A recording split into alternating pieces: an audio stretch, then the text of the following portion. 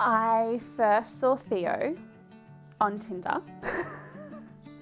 She fell in love with the picture of my dog. Yes, and I swiped right, and then it wasn't until about 2 weeks later, because you were moving. I was moving down the coast at the time. Yeah, that he came up as a match, and then he messaged me and we went on our first date. He was really nervous, I think, but there was something about him that I just kept talking to him. And then you were coming back for a friend's wedding the following weekend, so we went on a second date. And when I left the second date, I was like, oh my God, I think I could really like this guy. Like, he just has so many qualities that I wanted in a partner.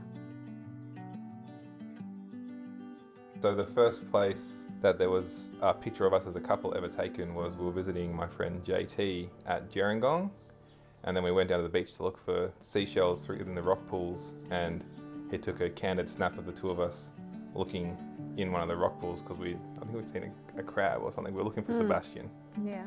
So when it came time for me to propose, I decided that I would take her back to that spot, and that would be where I would propose, be it rain, hail or shine.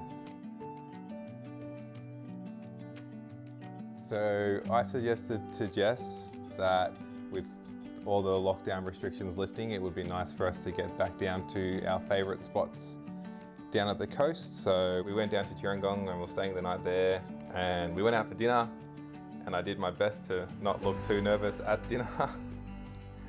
And then we went down to the rock pools around twilight, and it was pouring rain and the weather was horrible, and it was not a great time to be exploring rock pools, but I insisted we do it anyway.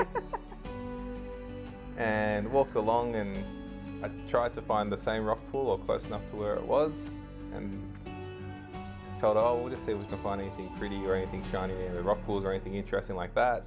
And then got to the rock pool and went, oh, I found something shiny, and dropped down. And when she came over, I quickly pulled the ring out because I was so nervous, and she hadn't actually gotten her balance yet on the rock she was standing on. And she let out a bit of an excited squeal, and then I stood up all happy because I was kneeling down on some rocks, and Justine told me, you've got to actually ask me, you know. So I had to go back down on one knee again and actually ask her if she would, to which she said yes. And then she spent the next 15 minutes dancing around the rock pools screaming, I'm getting married.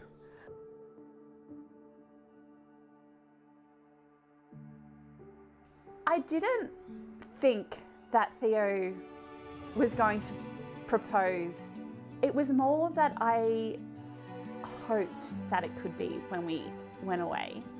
But you had that thought, oh, I don't want to be that girl that's just assuming that her boyfriend's going to propose at every kind of special thing they do.